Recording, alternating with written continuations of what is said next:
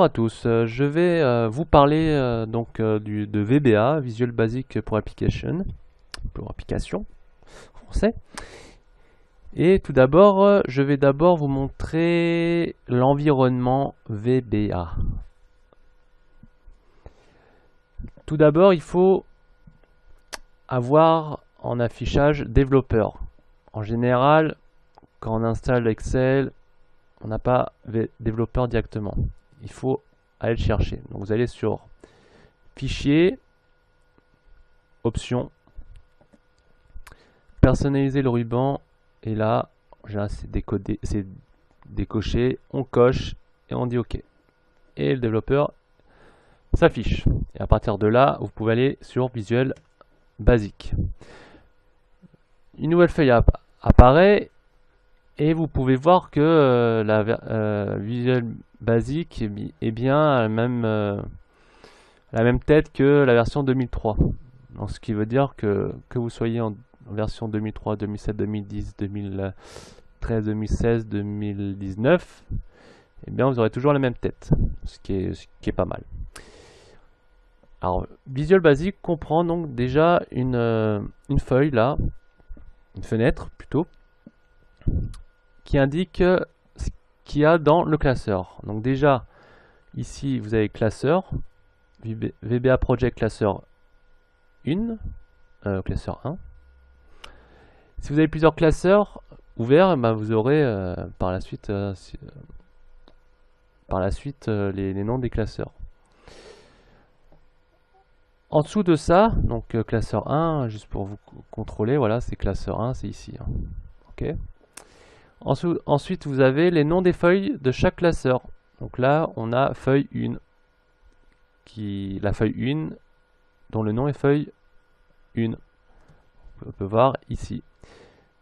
Par exemple, regardez, je vais renommer en VBA feuille 1 et je vais rajouter une feuille et je vais mettre contrôle.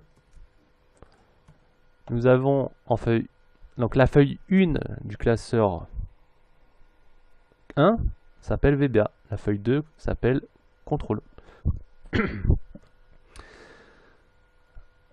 This workbook, c'est, je vous dirai ça plus tard. Donc à chaque feuille, vous pouvez donc cliquer dessus et là commencer à écrire des scripts.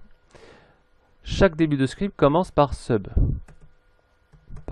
avec le nom du script. Donc, par exemple le début, voilà, et se termine par end sub, c'est la fin du script. À partir de là, vous pouvez coder range A1 .select, voilà. Et là on va mettre tac. Là là vous faites ça quand on veut coder spécifiquement du codage sur cette feuille là. Si vous ne voulez pas, eh bien vous pouvez faire insertion module, et là vous avez donc une nouvelle fenêtre module, et là vous pourrez en fait c'est plus structuré en fait. Vous structurez vos codes.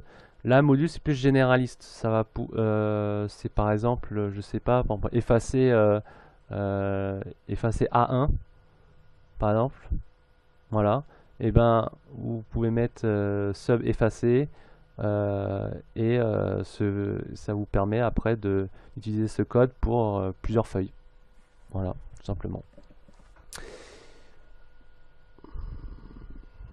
Donc voilà ce que je peux dire. Donc module 1, les modules c'est plus pour généraliser les choses. Ensuite, pour activer, exécuter le code, vous pouvez exécuter ici. Exécuter. Bon, bien sûr, il y a une erreur parce que SSS ça veut rien dire. Et on me dit là donc erreur sub ou fonction non définie. Donc c'est à voir.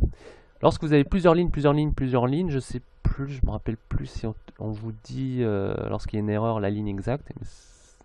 Si on vous dit pas, en général je crois qu'on vous dit pas, eh bien qu'est-ce qu'il faut faire? Il faut déjà réinitialiser, donc on revient depuis le début, et on fait débogage pas à pas. Et pas à pas, ça vous permet en fait, Donc là, on va faire F8. Hop. Ligne par ligne. Il va exécuter ligne par ligne. À chaque fois que vous faites F8, le code.